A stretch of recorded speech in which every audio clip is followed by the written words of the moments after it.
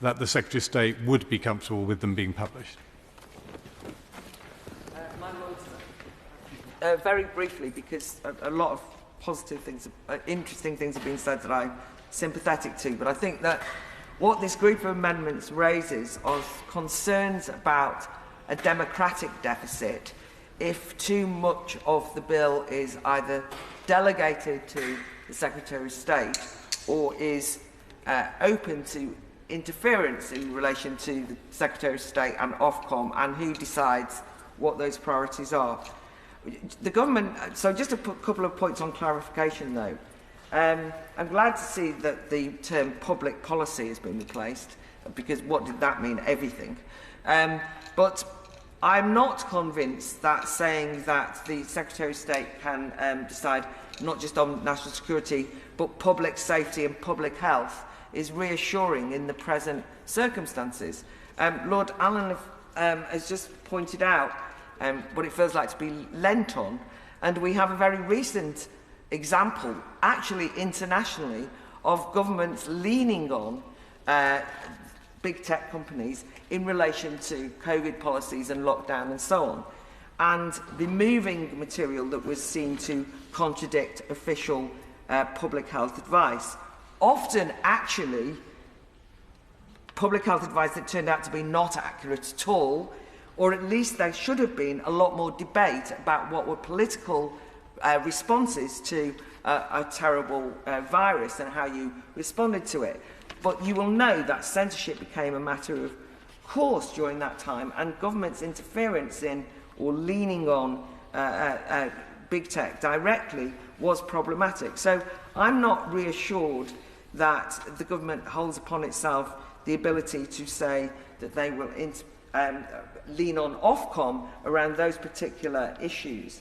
But it's also worth remembering that the Secretary of State has already got a huge amount of power designated about which we've already discussed previously, about deciding that they can designate what constitutes priority illegal offences, what constitutes priority content harmful to children, that can all change beyond what we've discussed here. And we've already seen the way that there's an ever expansion of what those harms can be. And I think having those decisions removed only using secondary legislation and, if you want, unaccountable to Parliament or to public scrutiny is really worrying me.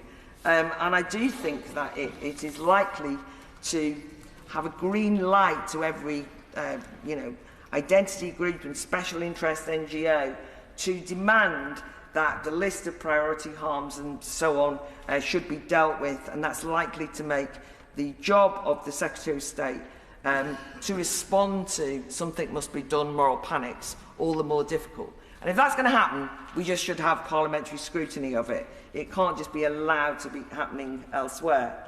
But it is ironic here that the Secretary of State is more democratic because they're elected than an unelected regulator. And I just feel completely as though there's a danger of so much in the way of smoke and mirrors. When the Noble Lord the Minister very kindly agreed to see Lord Moylan and I, in a rather exasperated way, asked, why couldn't Ofcom make freedom of expression a priority that there was code of practices about that they had to check on freedom of speech? And the Minister said, well, Ofcom, it's not up to me to tell Ofcom what to do.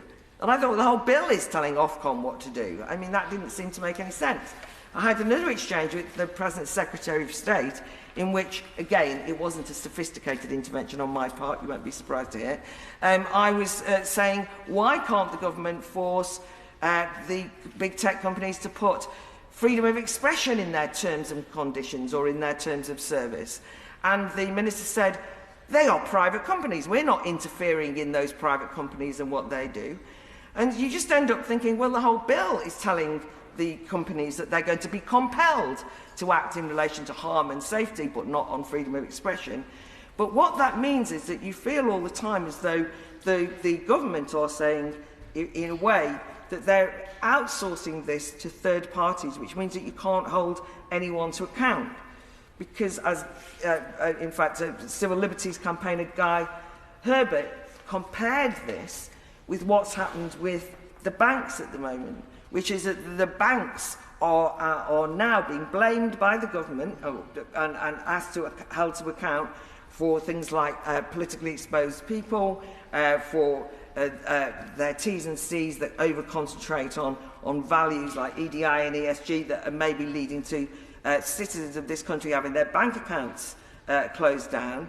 The government are now saying that they're going to tell the regulator that they have to act, and it's saying the banks can't behave in this way. But this all came from legislation. It's not as though the regulator was just doing it off their own bat, or they were maybe over-interpreting the legislation, and then the banks then over-interpret again and over-remove. And the analogy is obviously, for me, that there is a danger here that we won't be able to hold anyone to account for over-removal of legitimate democratic discussion from the online world, because everyone is pointing the finger at everyone else. At the very least, those amendments that try and say that any of the changes beyond what we're discussing so far in this bill, any of that needs to come before Parliament, I think is very important for any kind of democratic credibility to be attached to this legislation. I too want to express my admiration to the noble lady